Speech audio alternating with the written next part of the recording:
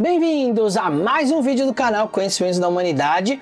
E hoje a gente vai falar da brincadeira do copo. Que brincadeira é essa?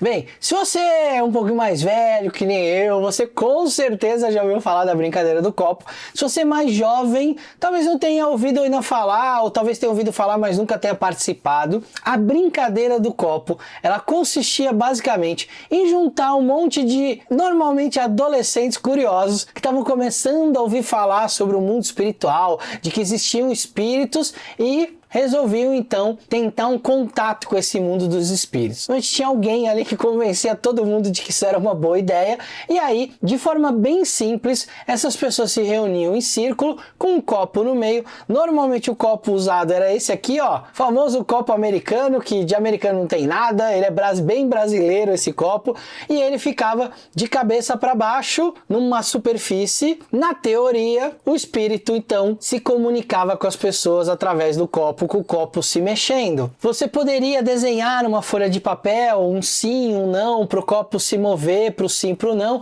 muito parecido com uma tábua Ouija. Se você não sabe o que é, dá uma olhada aí que você vai encontrar. Sabe aquela tábua que tem a seta que vai se movendo pelas letras? Então, basicamente, algo parecido seria uma tábua Ouija simplificada, e aí tinham duas formas de fazer isso. Uma era: o copo era colocado, então, de cabeça para baixo, e as pessoas colocavam os dedos em cima do copo, todo mundo colocava um dedo em cima do copo, e o copo movia, e ali trazia uma mensagem: olha, se o copo mover para a esquerda, é o sim, se o copo mover para a direita, é o não. Outra forma de jogar era simplesmente deixando o copo lá, e o copo se movia sozinho, sem ninguém pôr a mão em cima. Se você for pegar vídeos aí na internet, principalmente de mágicos que desmascaram truques, eles vão conseguir te mostrar que nesse caso, quando você tem o dedo em cima do copo, nós seres humanos temos uma espécie de um movimento meio inconsciente que faz as coisas se moverem. Isso funciona com caneta, porque também tinha a caneta, não a psicografia, né, que é você escrever, mas tinha uma brincadeira também com a caneta, que você mantinha a caneta apoiada no papel, você só escorava ela aqui, ó, com os dedos, e a caneta saía escrevendo algumas coisas sozinhas. Alguns desses mágicos, né, que trabalham desmascarando truques, eles mostram que isso é um comportamento inconsciente que a gente tem, que causa essa manifestação motora que faz com que o copo se mexa, com que a caneta se mexa, enfim. Então, quando tem esse contato humano, dá para dar uma desconfiada, porque a gente mesmo pode estar fazendo sozinho e tá com o dedo lá, e de repente o dedo tá mexendo e a gente tá achando que é o copo que tá mexendo. Deixa eu parar de mexer muito com esse copo, que vai que ele começa a mexer aqui do meu lado. Ou vai que você é mais corajoso, em vez de usar um copo americano, usar um copo desse aqui, ó, uma caveirinha, esse aqui é para os mais corajosos. Se a gente for pensar pelo meio espiritual, como isso funciona? Então vamos deixar o nosso ceticismo de lado e vamos partir da crença de que existe um mundo espiritual. E de que nessas jogadas em que ninguém põe a mão, que tá lá largado o copo numa superfície plana, ou numa folha de papel, mas numa superfície plana, que não tem nenhuma forma de ele se mover sozinho, não tá passando um trem que vai chacoalhar e vai mover o copo, que vai ter vento. Tinha gente que fazia com copo de plástico, aí o vento movia e vai, ah, meu Deus, moveu. Claro, né, um copo de plástico, né, o vento vai mover. Então olha o ambiente, vê se as janelas estão fechadas, vê se tá tudo certo, para que você possa ter uma experiência real com relação a isso, se for possível ter uma experiência real. Mas no que consistia então? Sem o contato físico com o copo respondia, porque dentro daquele exercício, as pessoas ali, através da sua intenção, né, da sua atração por pensamentos, conseguiam fazer com que espíritos viessem até ali e se comunicassem de alguma forma. A ideia disso, inicialmente, era usar um meio físico para conseguir uma espécie de um código para que os espíritos se comunicassem. A gente tem o alfabeto para a gente se comunicar entre nós. A gente tem os fonemas para nos comunicarmos. Mas os espíritos não podiam falar com a gente, porque a gente não ouve os espíritos se a gente não for claro e audiente. Os espíritos não podem se mostrar para a gente se a gente não for claro e evidente. Como a maioria das pessoas, né, nem uma coisa nem a outra, era muito comum.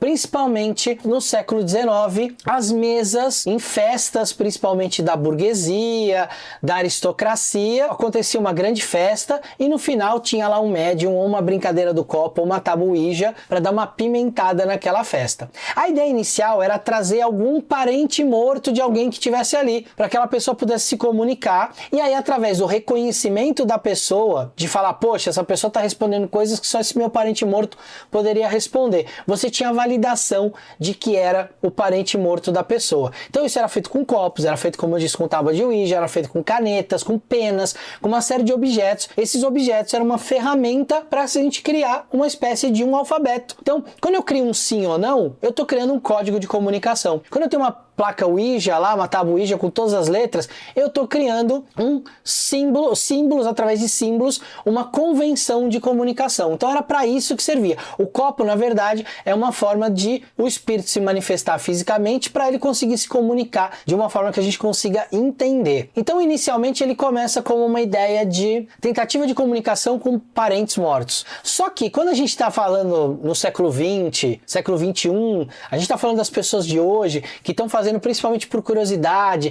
que não é um médium que está ali, mesmo que fosse lá nas festas da aristocracia, a gente está falando de atrair um espírito, por mais que a nossa intenção seja em algum momento, eu quero atrair espírito XYZ, as pessoas não têm experiência de lidar com esse tipo de coisa no mundo espiritual. Isso também não quer dizer que o fato de você estar ali e falar assim, vamos trazer a minha avó que faleceu em tal ano, isso não quer dizer que eu vou conseguir realmente trazer minha avó. Talvez, sei lá, minha avó está reencarnada, talvez a minha avó está cuidando do jardim dela no mundo espiritual, e ela vai olhar e falar, eu não vou descer naquele copo hoje, eu tô cuidando do meu jardim. A gente tem então, de um lado, momentos em que esses parentes vinham, principalmente nessas mesas, que eram momentos mais solenes, coisas que o parente vinha porque tinha uma missão ou uma mensagem para passar, e a gente tem do outro lado também espíritos, normalmente tem a vibração mais baixa, estão mais próximos do plano material e estão mais próximos também das pessoas, e às vezes estão ali pelo lugar, ou porque já estão no lugar, ou porque estão passando pelo lugar, e vem aquilo acontecendo, e vem uma forma, uma oportunidade de se comunicar. Esses espíritos podem agir normalmente de duas formas. Ou é um espírito que está num local, que de alguma forma ele está preso, está sofrendo, e essa forma de se comunicar é um pedido de ajuda, o que é muito comum nos filmes de terror, a gente vê. Ou esse espírito é um espírito que está ali passando, olha e fala assim, eu vou dar uma zoada nesses adolescentes. E aí ele vai ali mesmo para causar, né? A gente chama às vezes de espírito zombeteiro, porque ele vai ali para zombar das pessoas. Ele vai ali para provocar, para xingar, para contar uma história fantástica, para você acreditar que tem um demônio ali. E aí ele estoura o copo. Em alguns casos a gente tem relatos de que o copo, sem ninguém encostar, estoura. Aí ele faz isso como uma manifestação para realmente assustar, para chocar. Ele é um troll do mundo espiritual, ele tá te sacaneando, ele tá te zoando.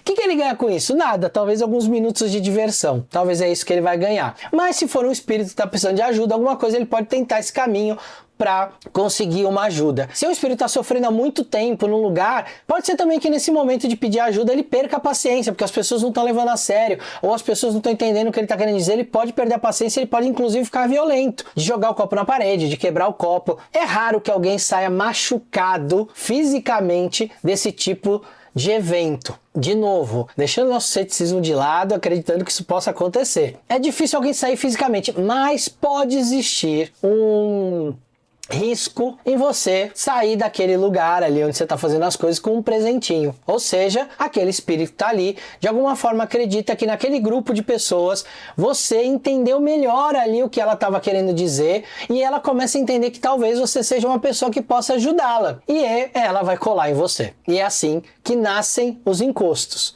Os encostos, os obsessores, os espíritos que de alguma forma grudam em você, eles podem ser espíritos que ou estão buscando ajuda, que por estar numa frequência muito baixa, não consegue sair daquela frequência de angústia, de alguma coisa assim, acaba colocando os pés pelas mãos e aí gruda em você e acaba afundando a sua vida junto com a daquela pessoa.